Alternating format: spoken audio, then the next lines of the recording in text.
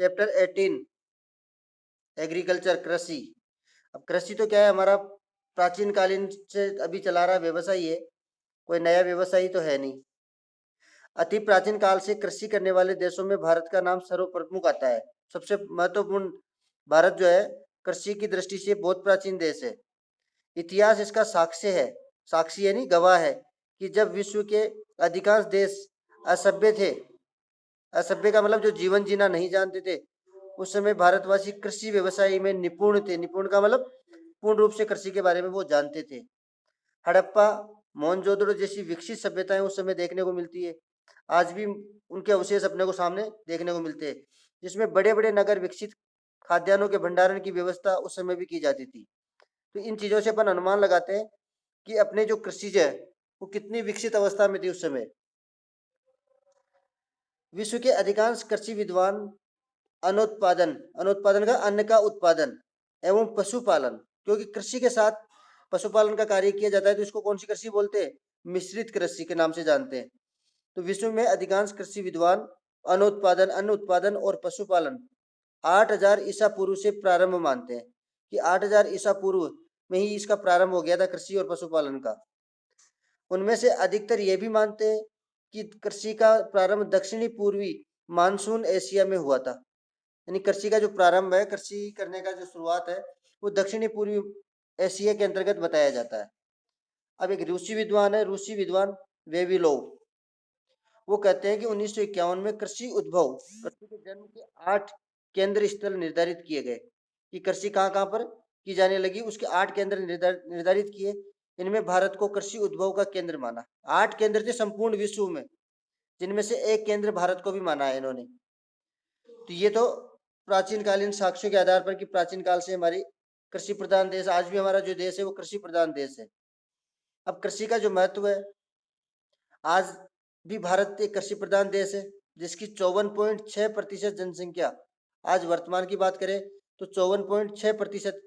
अब इसको एक चीज पिछले चैप्टर से इसको अगर जोड़ोगे आप, तो अपनी 68.80% जनसंख्या का निवास करती है गाँवों में, और 31.20% जनसंख्या नगरों में निवास करती है।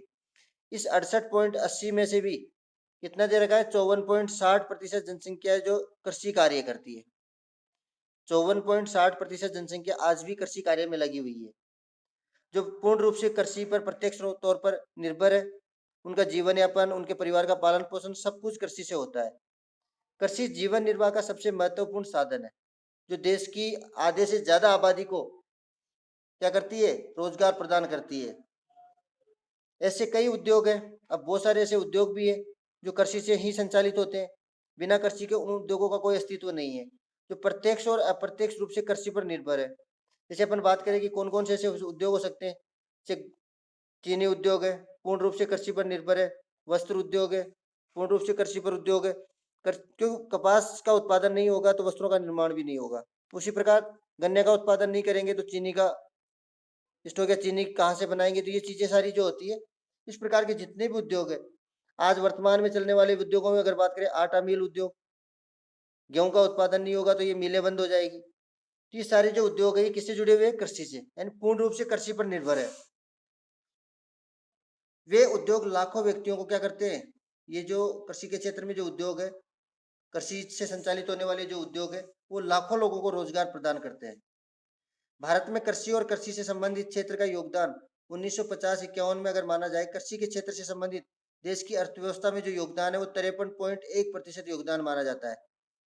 जो 2014-15 में सकल घरेलू उत्पाद 17.5%, सकल घरेलू यानी अपने आंतरिक भागों में जो उत्पादन हुआ, उस उत्पादन का 17.5% जो योगदान रहा है हमारी देश की अर्थव्यवस्था में। और कुल सभी क्षेत्रों को मिलाकर कृषि क्षेत्र जो है, उस कृषि क्षेत्र को मिलाकर अगर देखा जाए तो 51.1%। जबकि सकल घरेलू उत्पाद का अर्थ क्या होता है? देश के आंतरिक भागों में उत्पादित की जाने वाली फसलों के माध्यम से देश के आंतरिक भागों में उत्पादित जो प्रोडक्ट होते हैं, तो उनके माध्यम से जो सहयोग रहा वो 17.5% का रहा है। भारतीय कृषि की मानसून पर निर्भरता, तभी तो हम भारतीय कृषि को क्या बोलते हैं? भारतीय कृषि क्या है? मानसून का जुआ है। अब जुआ तो अपन जानते हैं, जुआ शब्द कि जुए में या तो व्यक्ति क्या होता है, या तो ऊपर चला जाता है या फिर नीचे चला जाता है, दोनों स्थितियां होती है, या तो अमीर या गरीब। अच्छा, आवाज नहीं आ रही, सबके पास ही नहीं आ रही क्या? हाँ, तो करिश्मा के नेटवर्क में प्रॉब्लम है फिर तो। अभी आ रही है बेटा? ओके। अपन बात कर रहे हैं कि भारतीय कृषि को मानसून का जुआ क्यों कहते हैं, क्योंकि मानसून पर ही पूर्ण रूप से निर्भर है भारत की कृषि। मानसून के आगमन के साथ ही भारत में कृषि का कार्य प्रारंभ होता है, और मानसून नहीं आता है तो कृषि कार्य क्या होता है, बिल्कुल बंद हो जाता है। तो ये ऐसा है कि हम मानसून का इंतजार करते रहते हैं, कई बार मानसून नहीं आता, तो इस कारण से किसान जो होते हैं अपना जो बीज बोते हैं वो भी उनके जेब से लगता है। कई बार अच्छा उत्पादन हो जाता है, तो ये जुआ किसान को खेलना ही पड़ता है। भारत के कुल निर्यात में, निर्यात का मतलब अपन जानते हैं अन्य देशों को यहाँ से भेजी जाने वाली, तो भारत के कुल निर्यात में कृषि का महत्वपूर्ण स्थान रहता है। देश के कुल निर्यात का 12.7% निर्यात जो है लगभग कृषि उत्पादों से प्राप्त होता है। 12 पॉइंट टोटल जो निर्यात होता है उसमें 12.7% योगदान किसका है, कृषि क्षेत्र का है। कृषि क्षेत्र से जो उत्पादित वस्तुएं होती है उनका निर्यात विदेशों को होता है। भारतीय संस्कृति कृषि से ओतप्रोत है। हमारी जो संस्कृति है वो भी किससे जुड़ी हुई है, कृषि से। हमारे अनेक त्योहार तथा उत्सव कृषि से संबंधित है।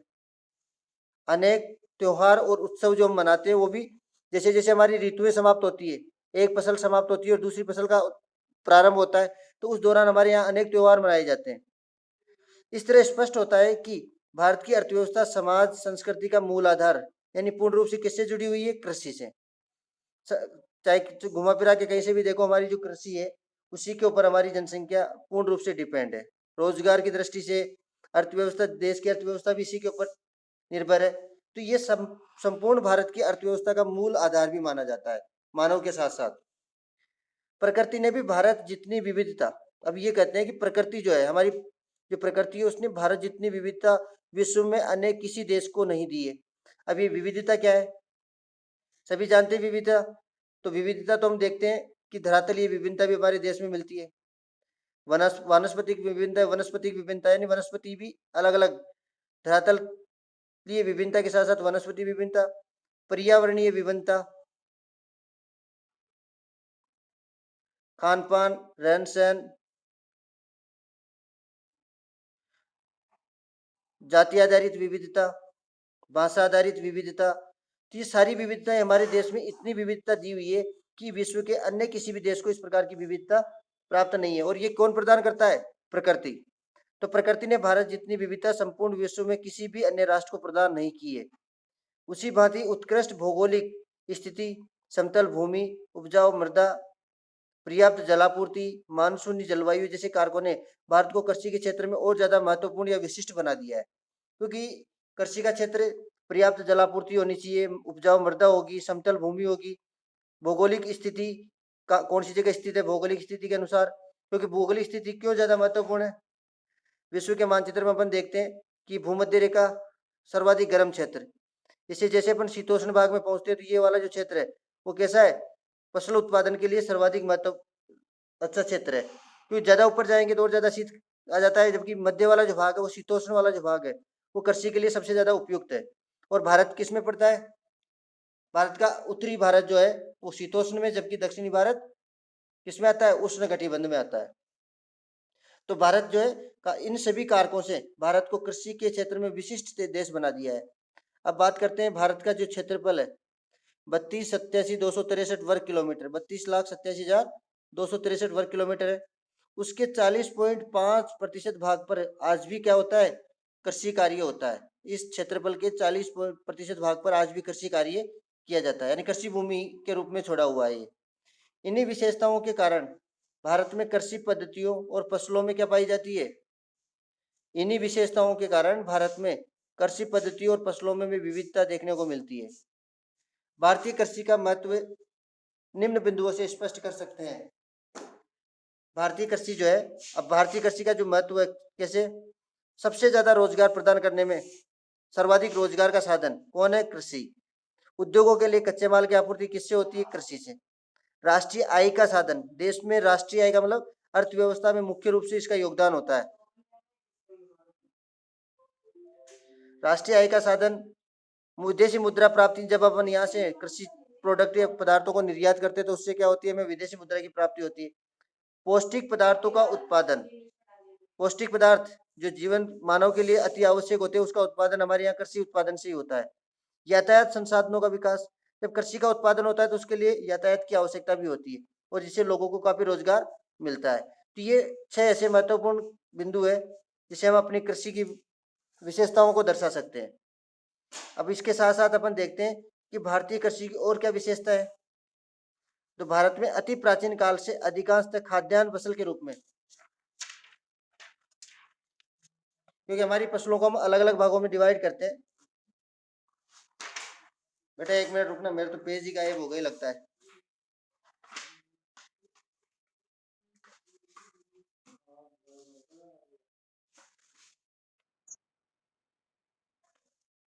हम्म। वन, अब मेरे पास तो 189 है ही नहीं। सर, सर निकालना उधर से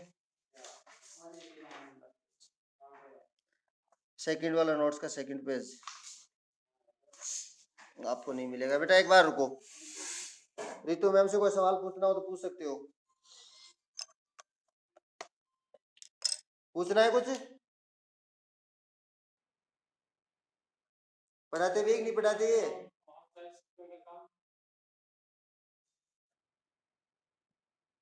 पता नहीं, आजकल यही बोलते हैं घर से पढ़ा रहे हैं, घर से पढ़ाते हैं, नहीं पढ़ाते, हमें नहीं पता बेटा। बता दो। हाँ देख ले बेटा कैसे बुराइयां कर रही हैं, चिढ़ते हैं लोग मेरे से।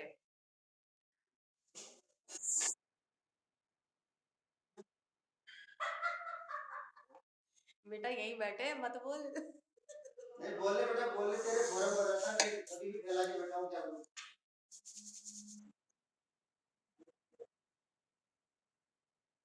तेरे फोरम भरने में लगे हुए थे, कल क्लास डेट निकल गई, आज बढ़ा दी वापस डेट। अब हमने तो कर दिया।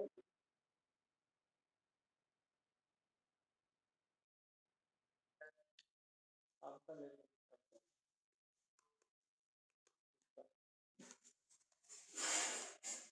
क्या कर रहे हो? हम तो भैया रोज स्क्रिप्ट रिकॉर्डर लेके आए हैं, ऐसी नहीं है जो कोई कह दे हमें। जो स्क्रीन रिकॉर्डर को बंद कर दो, दोबारा से स्क्रीन रिकॉर्डर को साइड में दिख जाएगा, कहने के छोटा सा।